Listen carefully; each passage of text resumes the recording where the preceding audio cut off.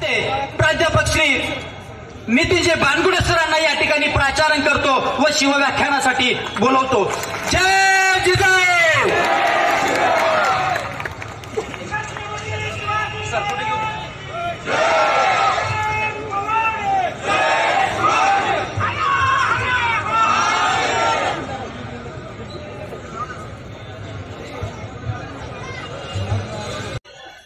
सार्वजनिक शिवजन्मोत्सव उत्सव समिती उदगीर यांच्या वतीनं आयोजित केलेल्या आजच्या या शिवजन्मोत्सव सोहळ्यासाठी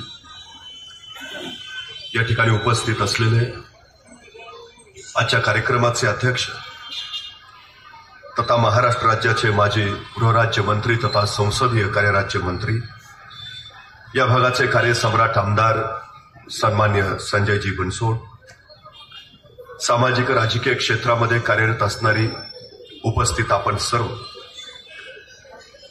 सार्वजनिक शिवजयंती उत्सव समितीचे सर्व सदस्य,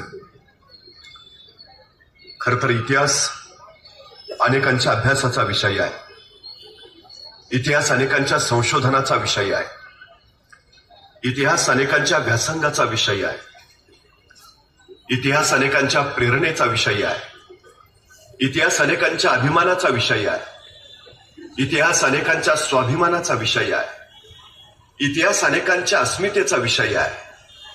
खरं तर इतिहास विसरणारी माणसं इतिहास घडवू शकत नाहीत आणि इतिहास घडवणारी माणसं इतिहास विसरू शकत नाहीत असं डॉक्टर बाबासाहेब आंबेडकर सांगतात। तर इतिहास ही महापुरुषांची चरित्र मालिका आहे असं स्वामी विवेकानंद म्हणतात। खरं तर ज्या मातीमध्ये आपण राहतो आहोत, ज्या मातीमध्ये आपण स्वातंत्र्याचा मुक्त अनुभव घेतो आहोत, ती अत्यंत ऐतिहासिक आणि प्राचीन नगरी म्हणून उदगीरचा उल्लेख केला जातो।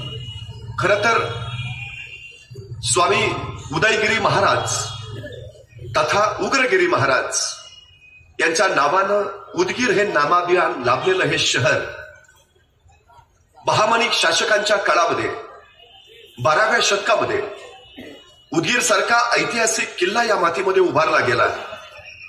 काही पिढ्यांचा इतिहास या उदगीरच्या किल्ल्यानं पाहिला आणि उदगीरची लढाई जी अत्यंत प्रसिद्ध झाली, ज्या लढाईमध्ये मराठ्यांनी निजामांना शिकस्त दिली, ती याच भूमीतली पराक्रमाचा शौर्याचा वारसा सांगणारी ही नगरी आज छत्रपती शिवाजी महाराजांच्या कर्तृत्वाचा जागर करते आहे, प्रेरणेचा संस्कार करते आहे।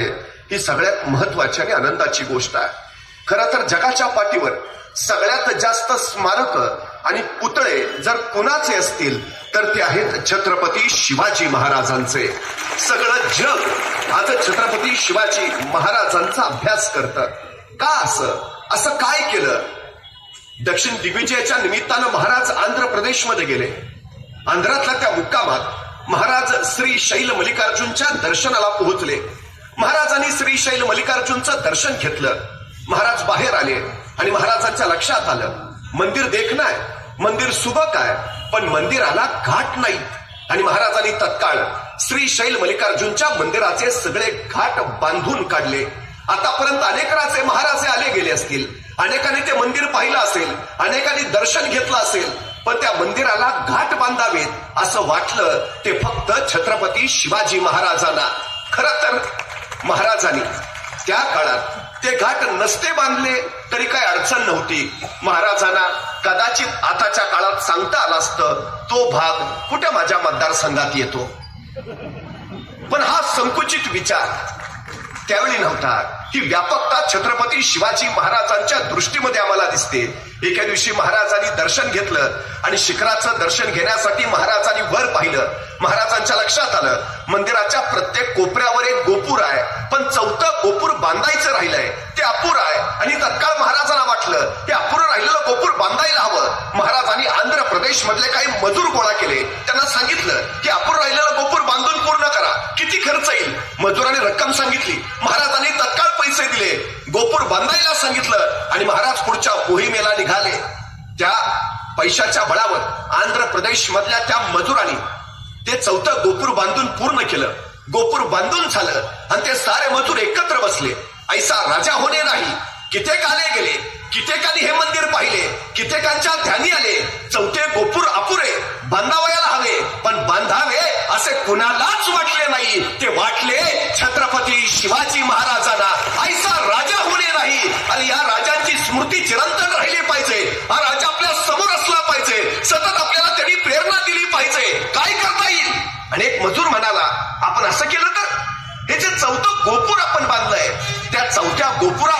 आपण छत्रपती शिवाजी महाराजांची मूर्तीच बसवली तर उत्तम उत्तम उत्तम. आणि आश्चर्य वाटेल, आंध्र प्रदेश मधल्या मजुरांनी वर्गणी काढली आणि श्री शैल मल्लिकार्जुनच्या मंदिराच्या 4थ्या गोपुरात महाराजांची मूर्ती बसवली. महाराजांच्या हयातीत महाराजांचं उभारलं गेलेलं हे पहिलं स्मारक आहे आंध्र प्रदेशमध्ये.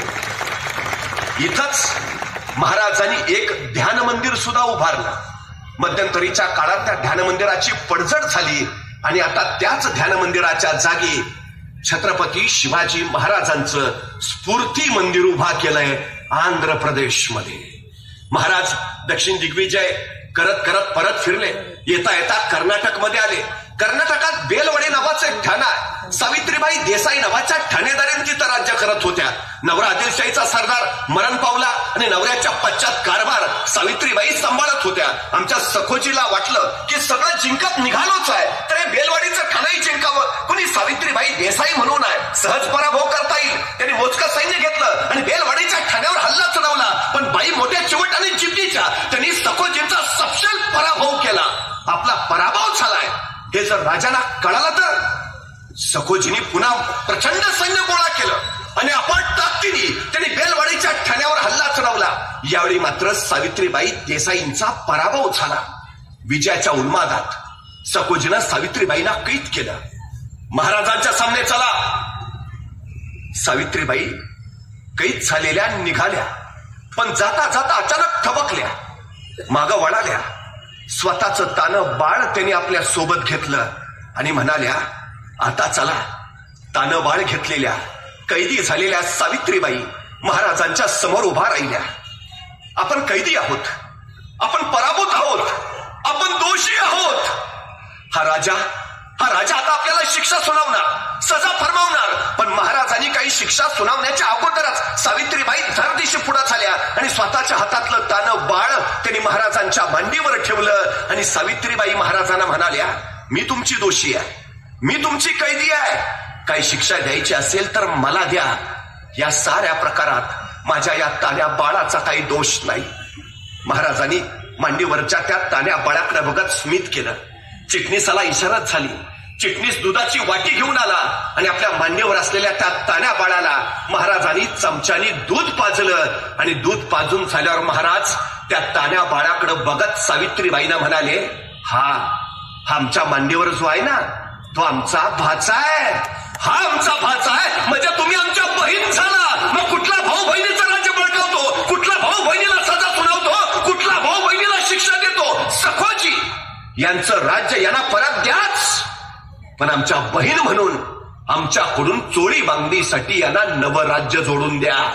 आणि हा आमच्या मांडीवरचा आमचा भाचा, त्याच्या दूध भातासाठी वतनाची व्यवस्था करा. त्या सावित्रीबाईंना काही कळेना. कैसा राजा, कैसा राजा, ऐसा राजा होणे नाही. अरे मी कैदी पराभूत, माझं राज्य ताब्यात घेणं राहिलं बाजूला. हा राजा मला आपली बहीण मानतो, माझं राज्य तर मला परत देतोच, पण बहीण म्हणून चोळी बांगडीसाठी नवराज्य जोडून देतो. माझ्या मुलाच्या दूध भाताची व्यवस्था करतो. धन्य धन्य ऐसा राजा होणे नाही. आणि या राजांच्या कीर्तीची, मोठेपणाची, अलौकिक गुणांची साक्ष पिढ्यानपिढ्या चिरंतन राहावी म्हणून या प्रसंगाची 3 दगडी शिल्प सावित्रीबाई देसाईंनी बनवून घेतली. म्हणजे महाराज बसलेत, त्यांच्या मांडीवर ते तानं बाळ आहे, महाराज त्याला चमच्याने दूध पाजतायत आणि शेजारी सावित्रीबाई उभा आहेत. अशी ती दगडी शिल्प. कधी कर्नाटकमध्ये गेला तर धारवाड नावाचा जिल्हा आहे, त्या धारवाड जिल्ह्यात यादवाड नावाचं गाव आहे. त्या यादवाड गावात एक मारुतीचं मंदिर आहे आणि त्या मारुतीच्या मंदिरात सावित्रीबाई देसाईंनी कोरलेलं छत्रपती शिवाजी महाराजांचं हे शिल्प आहे. महाराजांच्या हयातीत महाराजांचं उभारलं गेलेलं हे दुसरं जिवंत स्मारक आहे कर्नाटकमध्ये. महाराजांनी राज्य उभा केलं, पण महाराजांना माहिती होतं राज्य उभा करणं सोपं, पण ते टिकवणं कठीण. या मातीमध्ये देवगिरीचं राज्य होतं, विजयनगरचं साम्राज्य होतं, पण उद्ध्वस्त झालं. आपण स्वराज्य उभा करू कदाचित नाही, हे चिरंतन राहिलं पाहिजे. आणि महाराजांनी पहिला विचार केला, या स्वराज्याला धोका कुणाचा. आणि महाराजांच्या लक्षात आलं महाराष्ट्राला धोका जमिनीवरनं नाही, महाराष्ट्राला धोका समुद्रावरनं आहे. परवा मुंबईवर 26/11चा दहशतवादी हल्ला झाला आणि मग आम्हाला कळालं महाराज म्हणत होते ते खरं होतं. आणि त्यासाठीच महाराजांनी एक विलक्षण गोष्ट केली. हा देश आमचा, देशातला समुद्र आमचा, पण समुद्रावर हुकूमत आमची नाही. आमची नौका समुद्रात टाकायची म्हटलं तर आम्हाला पोर्तुगीजांचं परवाना पत्र लागायचं. आमच्याच देशात, आमच्याच समुद्रात परवाना दुसऱ्याचा. महाराजांनी सांगितलं नाही, दर्या आमचा तर हुकूमत सुद्धा आमचीच हवी. आणि सम्राट चंद्रगुप्तानंतर हिंदुस्थानात स्वतःचं आरमार उभा करणारा पहिला राजा आम्हाला छत्रपती शिवाजी महाराजांचं नाव घ्यावं लागतं. कधी भारतीय नौदलात गेला तर नौदलाच्या प्रवेशद्वारावरच लिहिलंय, भारतीय आरमाराचे जनक छत्रपती शिवाजी महाराज. 350 वर्षापूर्वी महाराजांनी दर्यावर बेपना हुकूमत तयार केली. पण तत्कालीन काळात जहाज इंग्रजांकडनं विकत घ्यावी लागायची, दारुगोळा पोर्तुगीजांकडनं विकत घ्यावा लागायचा, तोफा डचांकडनं घ्याव्या लागायच्या. महाराज घेतही होते, इंग्रज देत होते, पोर्तुगीज देत होते, डच देत होते. पण महाराजांनी विचार केला, इंग्रज आज जहाज देत आहेत, पोर्तुगीज आज तोफा देत आहेत, डच आज दारुगोळा देत आहेत, पण उद्या हे सगळं देणं यांनी बंदच केलं तर. आणि महाराजांच्या लक्षात आलं, जी माणसं दुसऱ्याच्या खांद्यावर उभा असतात ती केव्हाही ढासळतात, जी माणसं स्वतःच्या पायावर उभा असतात त्यांना कोसळण्याचा धोका नसतो. हे राज्य स्वयंभू असलं पाहिजे, हे राज्य स्वावलंबी झालं पाहिजे. उद्यमशीलता आणि उद्योगशीलता हा सगळ्यात अलौकिक गुण महाराजांनी महाराष्ट्राला दिला. महाराष्ट्रात महाराजांनी रत्नागिरी जिल्ह्यातल्या विजयदुर्गला जहाज बांधायचा कारखाना काढला. मुंबई जवळच्या कल्याणला आरमाराची गोदी उभारली, तोफा ओतण्याचे कारखाने चालू केले. स्वराज्यासाठी लागणारा दारुगोळा स्वराज्यातच तयार होऊ लागला. स्वराज्य स्वावलंबी झालं. स्वराज्यानं बनवलेली जहाज दर्यात तरंगू लागली. पण या जहाजात एखादी अवजड तोफ ठेवली तर तोफेच्या ओझ्याने जहाज डचमळायचं, सबब नेम चुकायचा, तोफेचा गोळा पुढे सुटला, दाब मागा पडला की जहाज पाण्यात बुडायचं. एके दिवशी महाराजांनी बघितलं काहीतरी केलं पाहिजे, काहीतरी केलं पाहिजे. आणि काही विचार करून महाराज कल्याणच्या कारखान्यात पोहोचले. सगळ्या कामगारांना गोळा केलं, मी सांगतो तसं जहाज तयार करा, मी सांगतो तसं. आणि महाराजांनी सांगितलं असं असं असं, आणि तसं तसं जहाज तयार झालं. तत्कालीन काळात पाण्यावर अत्यंत जलद गतीनं पडणारं, किती ओझं ठेवलं तरी न डचमळणारं, तोफेचा गोळा पुढे सुटला, दाब मागा पडला तरी पाण्यात न बुडणारं असं विलक्षण जहाज महाराजांनी निर्माण केलं. ज्या इंग्रजांकडनं जहाज विकत घ्यावी लागायची त्या इंग्रजांनी महाराजांना पत्र पाठवलं, तुम्ही तयार केलेलं जहाज आम्हाला विकत देता का? कारण इंग्रजांना कळून चुकलं, जोपर्यंत शिवरायांसारखी जहाज आपल्याकडे येत नाहीत तोपर्यंत मराठ्यांच्या आरमाराचा पराभव करता येत नाही. महाराजांनी त्या जहाजाचं नाव ठेवलं संगमिरी जहाज. ही महाराजांची निर्मिती आहे. महाराष्ट्रात त्यावेळी जहाज तयार होत होती, जहाजांचे कारखाने होते. आपण असं म्हणतो की मराठी माणूस व्यापारात मागं नाही. 350 वर्षापूर्वी महाराजांची जहाज युरोप, इराण, तुर्कस्तानला मसाल्याच्या पदार्थाचे व्यापार करायला जायची. महाराजांनी 2 मोठी बंदरं स्वराज्यात उभारली, ज्या बंदरावरनं व्यापार चालत होता. स्वराज्याची अर्थव्यवस्था महाराजांनी व्यापाराच्या बळावर मजबूत केली होती. हे सगळ्यात महत्वाचं. महाराज जिज्ञासू होते, विलक्षण जिज्ञासू होते. नवं जे आहे ते सारं आपल्याकडं असावं, नव्याचा शोध घ्यावा, ही सतत त्यांची भूमिका होती. महाराजांनी सुरतेवर छापा मारला, इंग्रजांच्या बकारीवर हल्ला. बघता बघता छापा पडला, इंग्रज भेदरले. आता बकारीत शोधावं काय? सोनं नाणं संपत्ती. पण जिज्ञासू महाराजांची नजर शोधत होती वेगळंच काहीतरी. हे इंग्रज पुढारलेले, सुधारलेले काहीतरी वेगळं असेल. आणि अचानक महाराजांच्या नजरेला त्या वखारीतल्या एका कोपऱ्यात असलेलं एक यंत्र सापडलं. कशाचं आहे माहिती नाही, पण काहीतरी वेगळं आहे. महाराजांनी उचललं आणि आपल्या सोबत आणलं. यंत्र महाराजांनी उचलून आणलं खरं, पण यंत्र कशाचं आहे तेच कळेना. महाराजांची जिज्ञासा बघा. महाराजांनी इंग्रजांनाच पत्र पाठवलं, ते परवा आम्ही छापा मारलेला, तुमचं यंत्र आणलंय उचलून, पण ते कशाच आहे ते सांगता का? नाही सांगितलं इंग्रजांनी. महाराजांनी शोध घेतला, हे कशाच आहे कशाच आहे. आणि महाराजांच्या लक्षात आलं हे छपाई करायचं यंत्र आहे. उत्तम उत्तम. यंत्र चालू झालं तर ग्रंथ छापता येतील, ज्ञान प्रवाहित करता येईल, तळागाळापर्यंत ज्ञान पोहोचवता येईल. यंत्र चालू झालं पाहिजे, यंत्र चालू झालं पाहिजे. महाराजांनी पुन्हा इंग्रजांना पत्र लिहिलं. ते यंत्र चालवणारा एखादा माणूस पाठवता का? नाही पाठवला महाराजांनी. जेवढा काळ महाराज सुरतमध्ये होते तेवढा काळ त्यांनी ते यंत्र चालू करायचा प्रयत्न केला, झालं नाही. महाराज सुरतवरनं निघाले आणि निघताना ते यंत्र त्यांनी सुरतेच्या भीमजी पारेख नावाच्या माणसाला दिलं आणि सांगितलं हे यंत्र चालू करा, छपाई कला सुरू करा. महाराज महाराष्ट्रात आले, पण सुरतेला ज्यानं यंत्र घेतलं त्या भीमजी पारेखनी ते यंत्र चालू केलं आणि हिंदुस्थानातला पहिला छापखाना सुरू झाला सुरतमध्ये, ज्याचं नाव होतं श्री शिवाजी छापखाना. भारताच्या छपाई कलेचे जनक म्हणून आम्हाला छत्रपती शिवाजी महाराजांचाच उल्लेख करावा लागतो.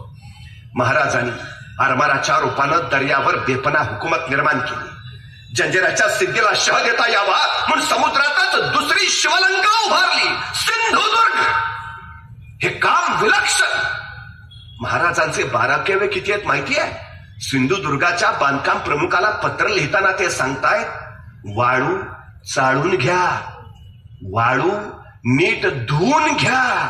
वाळूस माती चिकटलेली असली तर बांधकाम कच्चे होईल आणि समुद्राच्या लाटांनी गड कोसळेल. किती बारीक सूचना देतायत राजे. सिंधुदुर्ग बलाढ्य काय माहिती आहे? 350 वर्ष झाली तो सिंधुदुर्ग लाटांचे तडाखे खातोय. त्या लाटांच्या तडाख्याने सिंधुदुर्गाची दगडं झिजलीत, पण 2 दगडांच्या मध्ये जो चुन्याचा चिरा आहे ना, तो अजून जसाच्या तसा आहे. दगड झिजत 4-4 इंच आत गेलीत आणि चुऱ्याचा चिरा मात्र 4-4 इंच अजून तसाच बाहेर आहे. मी त्या चुन्याच्या चिऱ्याला निष्ठा मानतो, दगड झिजतील, निष्ठा नाही.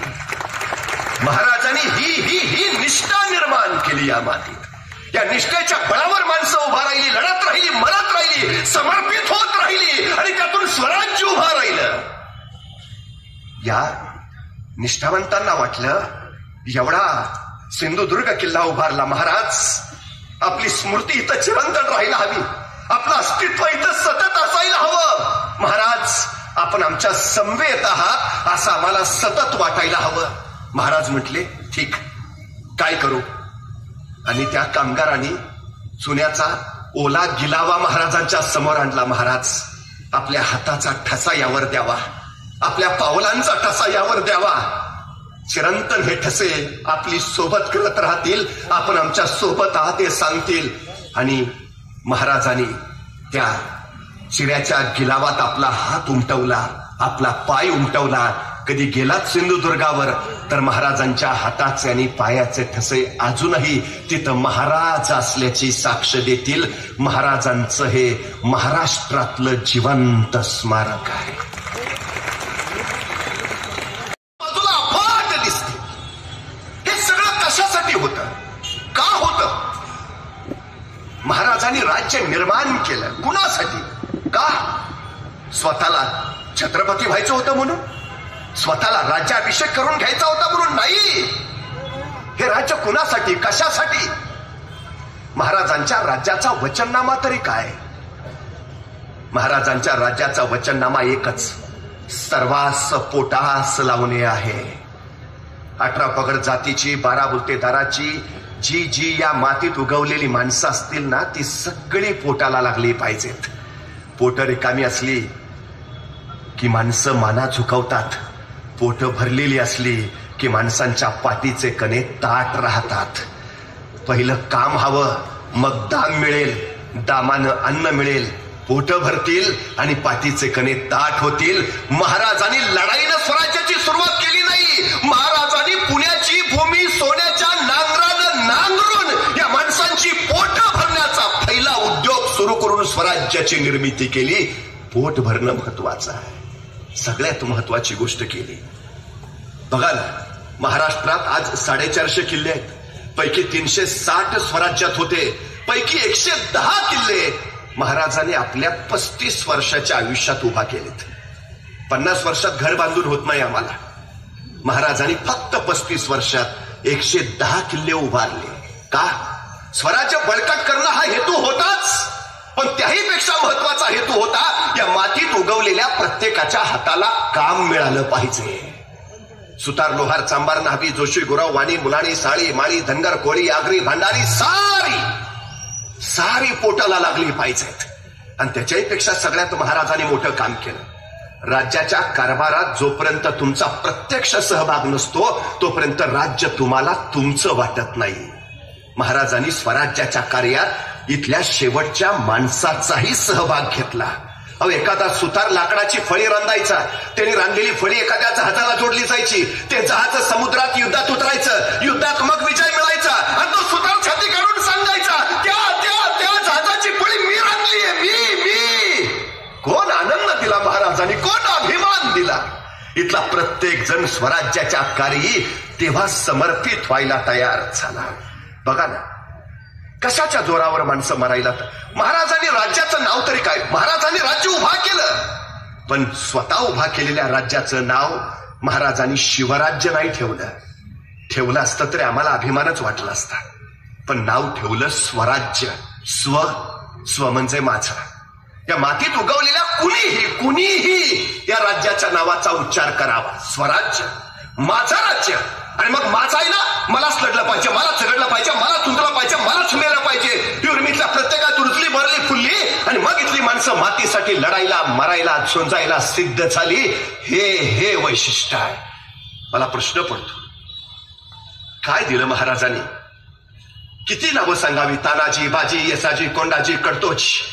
हजारो माणसं या स्वराज्यासाठी समर्पित झाली. काय दिलं होतं महाराजांनी? बघा ना, आमच्या तानाजीनं तर पोराचं लग्न काढलंय. पत्रिका द्यायला महाराजांकडे गेला. रायबाच्या लग्नाला यायचं बरं का. मात्र राजांची नजर आहे कोंडाण्यावर आणि कोंडाण्याकडे पाहता पाहता राजे तानाजीला म्हणाले, ताना, कोंडाणा घ्यायचं म्हणे आहे रे. तसंच सरदेशी उठले तानाजी, हातातल्या पत्रिका फेकल्या. राजा आधी लगेच कोंढाण्याचं, मग रायबाचं. आणि पोराचं लग्न टाकून तानाजी कोंढाण्याचं लग्न करायला गेले असे गेले की रायबाचं लग्न करायला परतच नाही आले. काय दिलं असेल हो? का महाराज त्यावेळी म्हटले असतील तानाजीला, तानाजी तेवढा कोंडाणा घ्या, मग पंचायत समितीच्या तिकिटाचं तुमचं बघतो. काही नाही हो, काही नाही. महाराजांनी स्पष्ट सांगितलं, मी सांगतोय म्हणून नको येऊस, मी म्हणतोय म्हणून नको लढूस. तुला जर वाटत असेल तुझ्या पोरी बाळींची अब्रू सुरक्षित राहावी तर ये. तुला जर वाटत असेल हे तुझंच राज्य आहे, तुझंच राहावं तर ये.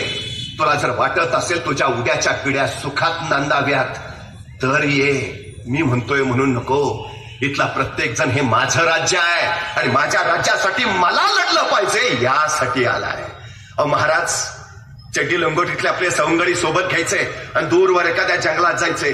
जंगलातल्या दाट झाडीत या पोरांना तलवारबाजीचं, युद्धाचं प्रशिक्षण द्यायचंय. पण कुणाला नकळत, कुणाला कळणार नाही अशा बेतानं. आणि आपल्या जंगलात आत काय चाललंय ते बाहेर कुणाला कळू नये म्हणून शिवराजांनी जंगलाच्या बाहेरच्या झाडावर एक पोऱ्या उभा केलेला असायचा. त्याला सांगितलेलं असायचं, कुणी अनोळखी माणूस येताना दिसला की तू नुसता खुनेचा आवाज कर. तुझा खुनेचा आवाज ऐकला का मी तलवारी शमशेर लपून ठेवतो आणि विट्टीदंडूचा खेळ चालू करतो, म्हणजे कुणाला कळणार नाही आपला आत काय चाललंय ते. त्या दिवशी शिवराजांचा खेळ रंगात आला होता. आपल्या सोबत्यांना तलवारबाजीचा, युद्धाचं प्रशिक्षण दिलं जात होतं. त्याचवेळी जंगलाच्या बाहेरच्या झाडावर एक खुनेचं पोरग टेहळणी करत बसलं होतं. त्याचवेळी त्याला दिसलं एक 15-16 वर्षाचं रांगडं पोरग येताना. तसं खुनेचं पोर थरारलं, नीट निरकून बघितलं, येणार पोर अनोळखी वाटलं. तसं बसल्या जागेवरून त्याने हुबेहूब मोराचा आवाज काढला.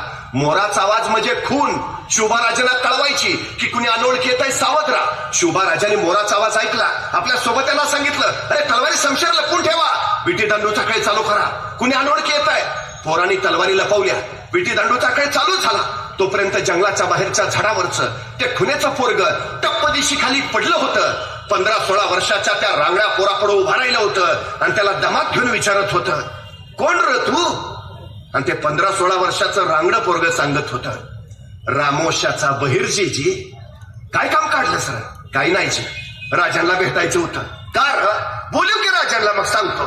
ते खुनेचं पोर म्हणलं, तू थांबताच, राजासने सांगावं घेऊन येतो. खुनेचं पोरग आत गेलं, राजांना सांगू लागलं, राज कुणी रामोशाचा बहिर्जी आलाय जी. राजे म्हणले, दे पाठवून. बहिर्जी आत आला, राजांपुढे उभा राहिला. राजाने विचारलं, काय काम काढलं सरे? तसा बहिर्जी म्हणाला, राजा आम्हाला बी तुमच्या खेळात घ्या की सामील करून.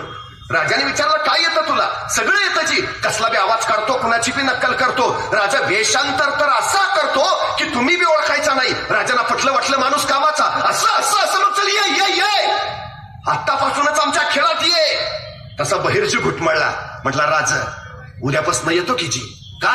नाही, बापाला सांगावा दिला असता राजा. बापाला सांगून मग उद्यापासून येतो की जी. राजे म्हणले, ठीक आहे, ये उद्यापासून जा. बहिर्जी जायला वळाला. 5-6 पावलं गेला. अचानक काय वाटलं कुणास ठाऊक, बहिर्जी पुन्हा माघार आला. राजांना म्हणाला, राज एक सांगू का जी? राजे म्हणले, बोल. नाही, कुणी अनोळखी माणूस आला तर तुम्हाला कळावं म्हणून तुम्ही झाडावर जो पोऱ्या उभा केलाय त्याला सांगा, ह्या दिवसात मोर वरडत नाही ती. नाही, कुणी जाणता माणूस यायचा आणि मोराचा आवाज ऐकायचा. तो विचार करायचा, ह्या दिवसात जर मोर ओरडतच नाही तर आवाज आला कुठून? हा इथं गवसून जाल राजा. राजाने माणसं गोळा केली. त्या शेतऱ्याखोऱ्यातली गिरकांद्रातली अचूक ज्ञान सूक्ष्म निरीक्षण असलेली हाच बहिर्जी पुढं राजांचा गुप्तहेर प्रमुख झाला.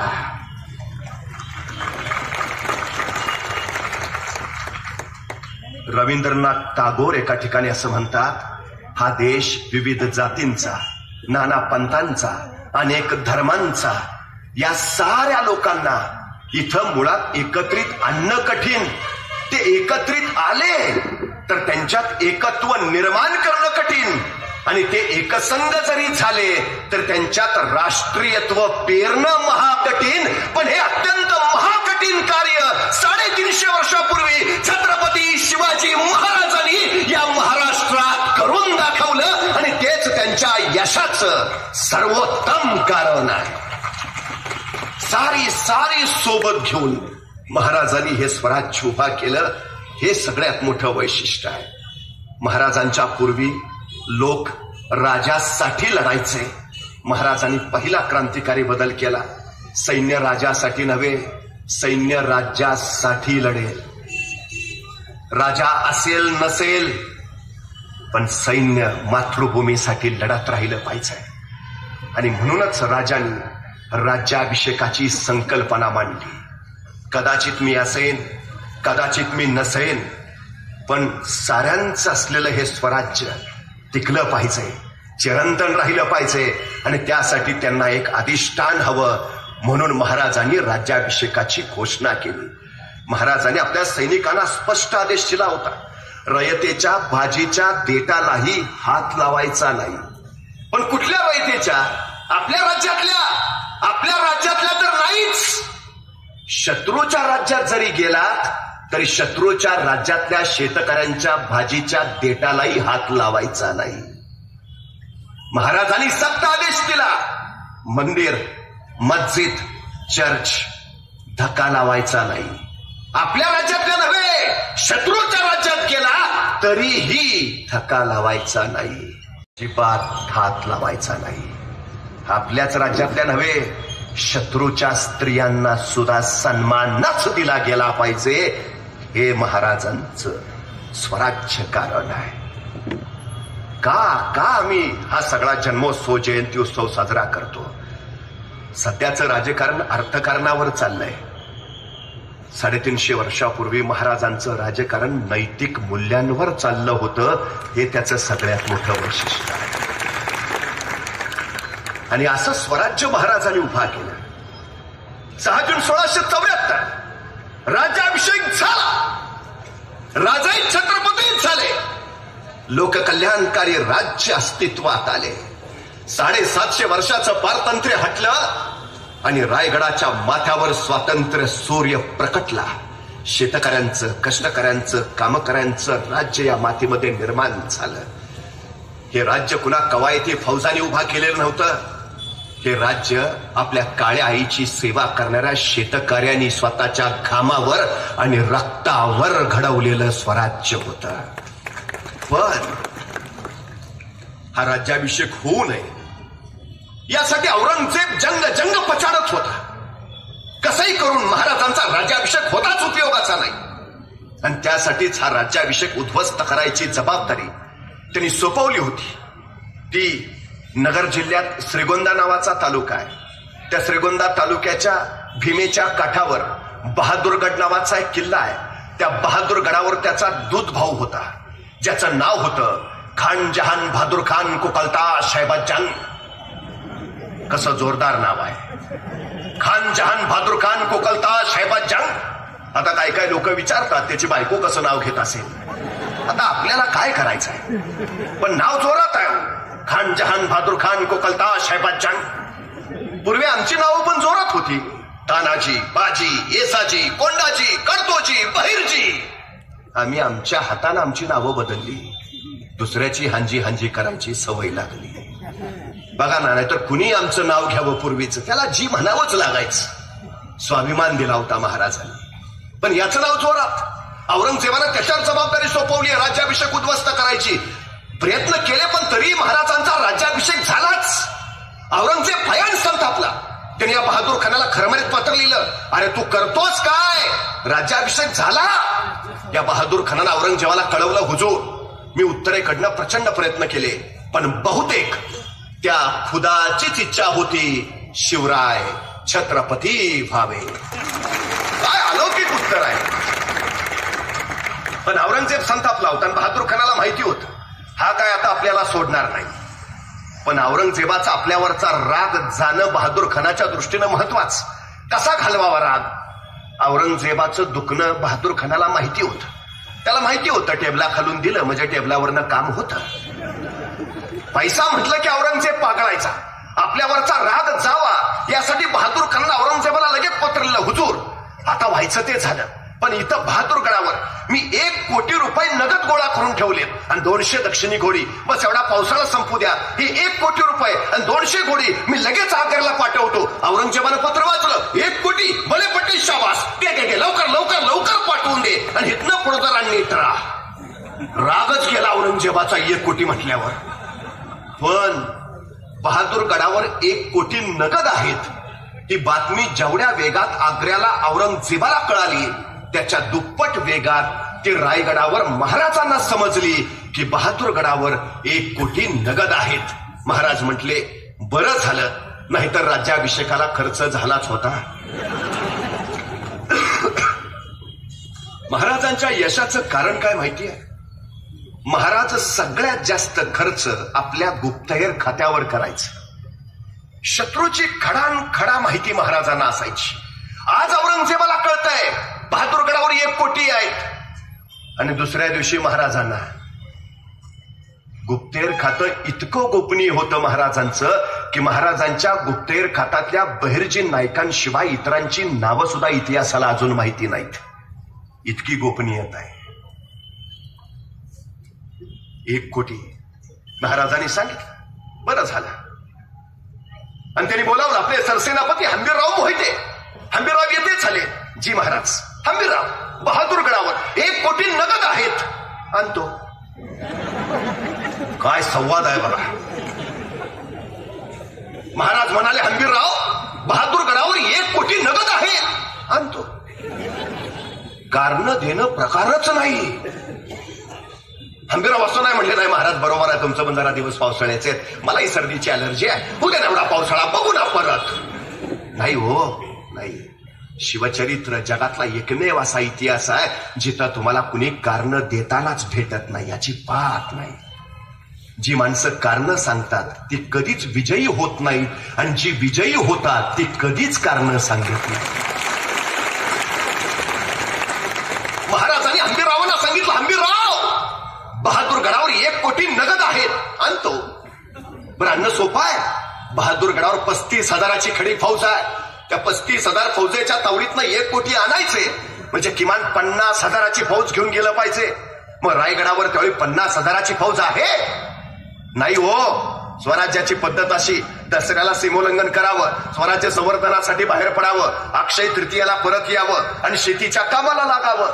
महाराजांचा राज्याभिषेक उरकून स्वराज्याचं सगळं सैन्य आपापल्या गावी शेतीवाडी करायला गेलंय. रायगडावर सैन्य आहे कुठं? मग आपल्याकडं दंगल झाली, आणीबाणी आली की राज्य राखीव दल येतं. राज्य राखीव दल ही संकल्पना सुद्धा शिवाजी महाराजांची. रायगडावर कायम 10,000ची रिझर्व्ह फोर्स असायची, कायम. तुम्हाला माहिती आहे, तुम्ही काम किती करता याला महत्व नाही, तुम्ही काम कसं करता हेही महत्वाचं नाही, तुम्ही तुमच्या कामाचं नियोजन कसं करता हे फार आणि फार महत्वाचं. 50 वर्षाचं आयुष्य आहे महाराजांचं, पण या 50 वर्षाच्या आयुष्यात एकही घटना अशी नाही, एकही प्रसंग असं नाही की ज्याचं महाराजांनी नियोजन केलं नाही. अहो ते जाऊ द्या, आईच्या गर्भात असतानाच ज्यांच्या आयुष्याचं नियोजन ठरलंय असा जर कोणी महापुरुष या सृष्टीत जन्माला आला असेल तर छत्रपती शिवाजी महाराजांशिवाय दुसरं नाव नाही. जन्माला यायच्या तेच ठरलंय. का जन्माला यायचंय? जन्माला यायच्या तेच ठरलंय. जन्माला येऊन काय करायचंय? 50 वर्ष एकही घटना नाही ज्याचं महाराजांनी नियोजन केलं नाही. महाराजांच्या आयुष्यात एक आणि एकमेव घटना ज्याचं महाराजांनी नियोजन केलं नव्हतं ती म्हणजे महाराजांचा मृत्यू. फक्त त्याचंच नियोजन नव्हतं, बाकी प्रत्येक गोष्टीचं नियोजन आहे. 10 नोव्हेंबर 1659 प्रतापगडावर अफजल खानाचा कोतळा बाहेर काढायला महाराजांना फक्त 2 मिनिटं लागली. पण या 2 मिनिटाच्या यशस्वीतेसाठी महाराजांनी तब्बल 1 वर्ष नियोजन केलं होतं, तब्बल 1 वर्ष. राज्याभिषेकाच्या वेळी महाराजांनी स्वतःच्या स्वराज्याची घटना तयार केली आहे. स्वराज्याला घटना आहे, ज्याला कानून जाबता म्हणायचं. अष्टप्रधान मंडळाची कार्य, कर्तव्य, उद्दिष्ट, नियम, नियमावली या सगळ्या गोष्टी केल्यात. आणि म्हणूनच या देशाची राज्यघटना तयार केल्यानंतर राज्यघटनेचे शिल्पकार डॉक्टर बाबासाहेब आंबेडकर असं म्हणाले, या देशाची राज्यघटना तयार करताना माझ्या डोळ्यासमोर छत्रपती शिवाजी महाराजांचं स्वराज्य होतं. किती काळजी घेतलीये? का हंबीरराव मोहिते कारण सांगत नाहीत? जा म्हटलं की आणतो, का नाही कारण सांगत इथली लोक? महाराजांनी किती काळजी घेतली माहितीये? सिद्धीच्या वेड्यातनं महाराज निसटले. गजाखिंडीमध्ये बाजी प्रभू 300 मावळ्यांशी झुंजत राहिले. बाजी फुलाजी प्रभू जायबंदीत झाले. महाराजांचं रूप घेतलेले शिवा काशीत सिद्धी चौहारकडनं मारले गेले. शिवा काशीद आणि महाराज यांची ओळख तर फक्त 6 महिन्याची.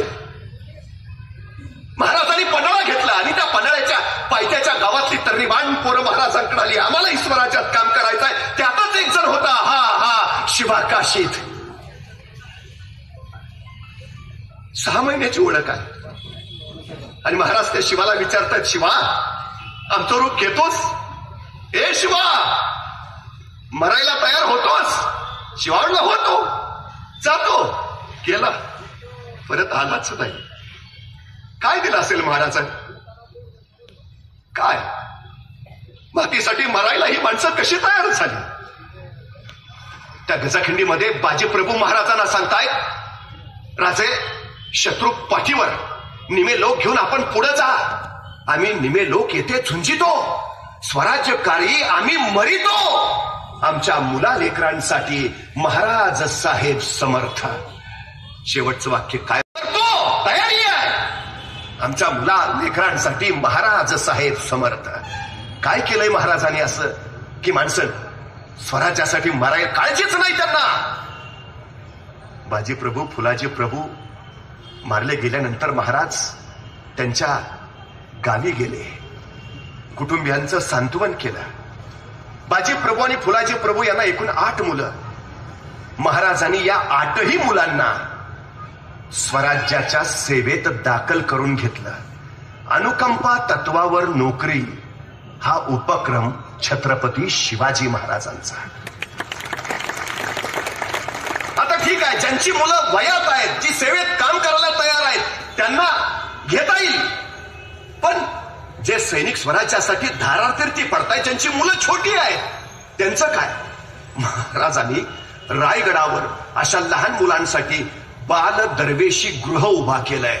स्वराज्यासाठी खर्ची पडणाऱ्या सैनिकांच्या पूर्ण संगोपनाची, त्यांच्या प्रशिक्षणाची आणि योग्य वयात आल्यावर त्यांना नोकरीची ही सगळी जबाबदारी सरकारनं घेतलीये, महाराजांनी घेतलीये. आता ठीक आहे, लहान मुलांची व्यवस्था झाली, पण काही सैनिक असे असतील नुकतंच लग्न झालंय, अजून मुलबाळच नाही, आता घरी फक्त विधवा पत्नी, तिचं काय? महाराजांनी अशा विधवांसाठी फॅमिली पेन्शनची योजना सुरू केली आहे. त्याच्या पत्नीला किती पेन्शन तेही ठरवलंय महाराजांनी. तो सैनिक धारातीर्थी पडला त्यावेळी त्याला शेवटचा पगार जेवढा असेल त्या पगाराच्या निम्मी रक्कम त्याच्या पत्नीला आयुष्यभर पेन्शन म्हणून दिली जायची. 350 वर्षापूर्वी हे केलंय राजाने. आता काही सैनिकांचं लग्न झालं नसेल, घरी वृद्ध आई वडील आहेत त्यांच्यासाठी महाराजांनी 250 नावाची योजना चालू केली आहे. दरमहा त्या कुटुंबाला 2.5 शेर धान्य स्वराज्याच्या वतीनं दिलं जायचं. मातीसाठी लढणाऱ्या सैनिकाला पाठीमागं आपण काळजी करावी असं महाराजांनी काही ठेवलं नव्हतं. लोककल्याणकारी राज्य का? स्वराज्य माझं राज्य आणि सुराज्य लोककल्याणकारी राज्य. 10 वर्ष महाराजांची रणांगणावर घोड्यावर बसून युद्ध खेळण्यात गेली ती स्वातंत्र्य स्वराज्य तयार करायला, पण 30 वर्ष त्यांनी सुराज्य तयार करण्यासाठी घालवली. लोककल्याणकारी राज्य निर्माण केलं. म्हणून महाराजांनी हंबीररावांना विचारलं, हंबीरराव बहादूरगडावर 1 कोटी नगद आहेत आणतो. आता 35,000ची फौज आहे समोर. रायगडावर राज्य राखीव दल किती? 10,000. हंबीररावांनी काय केलं? त्या 10,000तले 9,000 आपल्या सोबत घेतले. 1,000 रायगडाच्या रक्षणासाठी तिथंच ठेवले. घेतलेल्या 9,000 फौजेचे त्यांनी 2 भाग केले. एक भाग केला 7,000चा, दुसरा भाग केला 2,000चा. 2,000ची फौज घेऊन हंबीरराव रायगडावरनं निघाले. ते पुण्यात आले आणि पुण्यातनं पुणे सोलापूर हायवेनं उरळी कांचन यवत पाटस करत ते बहादूरगडाच्या अलीकडं करकुंब नावाचं गाव आहे त्या करकुंबला येऊन थांबले. करकुंबवरनं बहादूरगड एका झेपेचा. 2,000 फौजेनिशी हंबीरराव करकुंबला. तर 7,000ची फौज घेऊन त्यांच्या हाताखालचा सरदार रायगडावरनं निघाला. तो पुण्यात आला आणि पुण्यातनं पुणे नगर हायवेनं रांजणगाव शिरूर करत तो अहमदनगरला पोहोचला आणि अहमदनगरवरनं तो श्रीगोंद्याकडं म्हणजे बहादूरगडाकडे वळाला. आता हे 7,000चं सैन्य जसं बहादूरगडाच्या दिशेनं वळालं त्यांनी एकच हल्लाकल्लोळ करायला सुरुवात केली. हर हर महादेव जय भवानी ढोल तसे बडवायला सुरुवात केली. अवघा हल्लाकल्लोळ उठला. हा हल्लाकल्लोळ बहादूरगडाच्या कानावर गेला आणि बहादूर खानाचा एक खेर धावत धावत बहादूर खानाजवळ पोहोचला. हुजूर क्या हुआ? ते आले. कोण? मराठे हुजूर. मराठे दिवसा? ते तर रात्री येतात. दिवसा कसे आले? आणि खरंय बरं महाराजांच्या सगळ्या लढाया रात्रीच्या आणि त्यातल्या त्यात निम्म्याच्या वर लढाया अमावस्येच्या रात्रीच्या. दिवस शुभ आहे का? मुहूर्त काढलाय का? प्रकार नाही. ते हल्ली आमच्याकडे फॅड भयानक. आमच्या घरातला करता माणूस कामाला बाहेर पडतो, 5-6 पावलं जातो, 7व्या मिनिटाला परत घरात. बायको विचारते काय झालं? मांजर आडवा गेलं. मला राऊंड राऊंड प्रश्न पडतो त्या मांजराला काय वाटत असेल? हे आडवं गेलं. जी माणसं कारण सांगतात ना यशोगाथा त्यांच्या गळ्यात कधीच माळ घालत नाही. शत्रू बलाढ्य आहे. त्याच्या बलाढ्य फौजेशी आपली इवलीशी फौज मुकाबला करू शकत नाही. म्हणून महाराजांनी स्वतःच तयार केलेलं हे युद्धतंत्र आहे ज्याला शत्रूंनी गनिमी कावा म्हटलं. रात्रीच्या किर्र काळोखात मोजक्या सैन्यानिशी शत्रू सैन्यावर छापेमारी करावी आणि बस त्याला पुरतं उद्ध्वस्त करावं. त्यामुळे मोगलांना माहिती आहे मराठे रात्रीच येतात.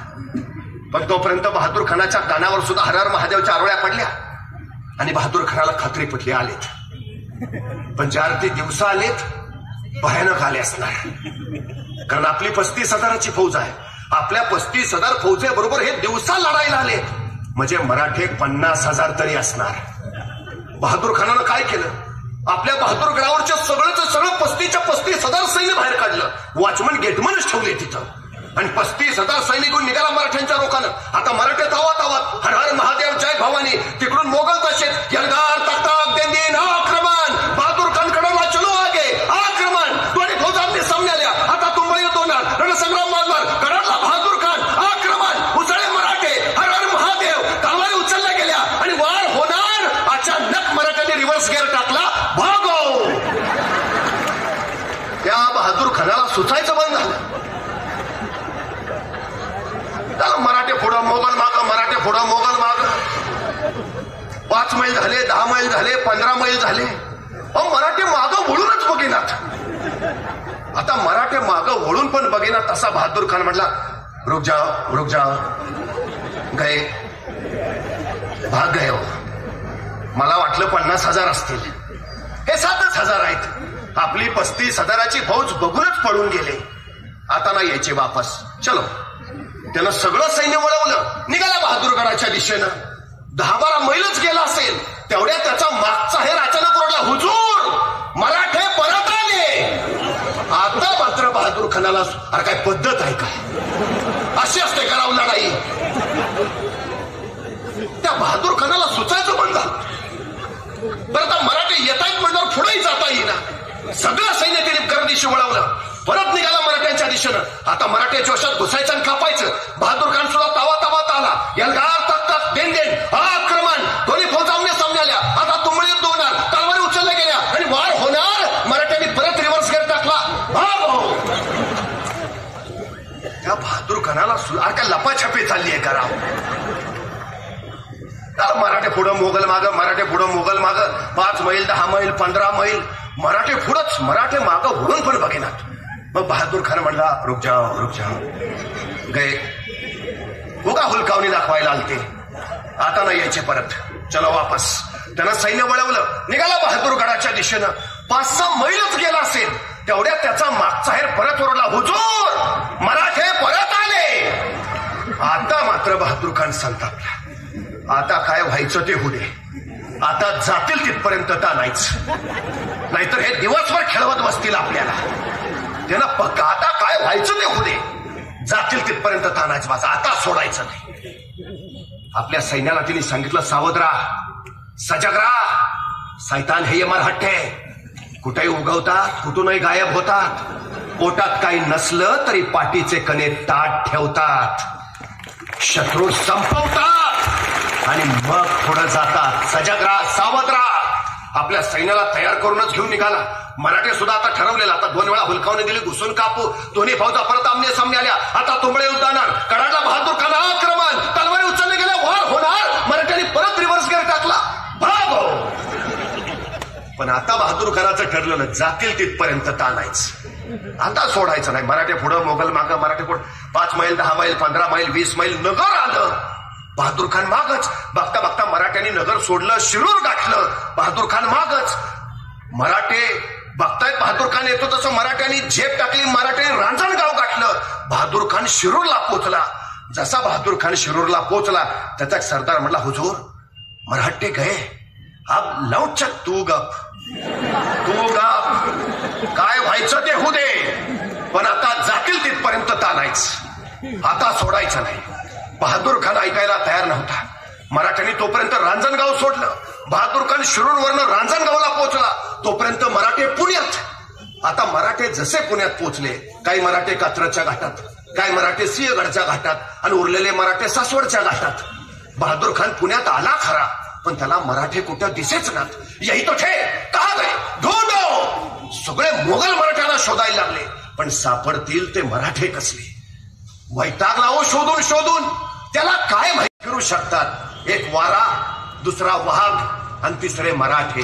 चौथ्याचं काम. आता मराठे सापडतच नाहीत म्हणल्यावर मग बहादूर खान म्हटला, जीतम जीतम जीतम. मराठे भाग गए, बडी जीत मिली हमें, चलो वापस. आणि मग पुण्यातनं 35,000 फौजेनिशी बहादूर खान निघाला परत. पण बहादूर खान 35,000 फौजेनिशी पार पुण्यात येऊन पोहोचलाय एवढीच बातमी हेरानी करकुमला उभा असणाऱ्या हंबीरराव मोहितेंना दिली. तो तिकडून पार पुण्यात पोहोचलाय, इकडून रान मोकळच आहे. हंबीररावाने आपले 2,000 सैन्य घेतलं, एका झेपेत बहादूरगड गाठला. तिथं वॉचमन गेट बन थांबडून सुजावले. आत जाऊन 1 कोटी उडवले. 200 दक्षिणी घोडी ताब्यात घेतली. किल्ल्यात जेवढं किमती सामान होतं, किमती ऐवज होता, तो सगळा घोड्यावर लादला. हंबीररावांना खरं तर किल्ल्यातलं सगळंच घ्यायचं होतं, पण नाईलाजानं घेता नाही आलं. शेवटी अत्यंत दुःखाने त्यांनी ते पेटवून दिलं. आणि मग 1 कोटी नगद 200 दक्षिणी घोडी त्याच्यावर लादलेलं सामान घेऊन हंबीरराव करकुमवरनं परत सांडस पाटसला यवत उरळी कांचन करत पुण्यातनं रायगड. इकडं जीतम जीतम करत बहादूर खान पोचला होता नगरला. नगरवरनं निघाला होता बहादूरगडाकडं. जसा जसा बहादूरगड जवळ यायला लागला त्याला नुसता धूरच दिसायला लागला. त्याला काय कळे ना. मग एक सुजलेला वाचलेला त्याच्या पुढ्यात आला. बहादूर खानाने विचारलं, ये क्या है? तो सुजलेला म्हटला, के पीछे थे मरहट्टों के हुजूर, तो इधर कौन आया था? मरहट्टे हुजूर, अरे ऐसे कैसे हो सकता है? ऐसा ही हुआ हुजूर. आणि मग बहादूर खानाला कळलं, असं बनवलं होय आपल्याला.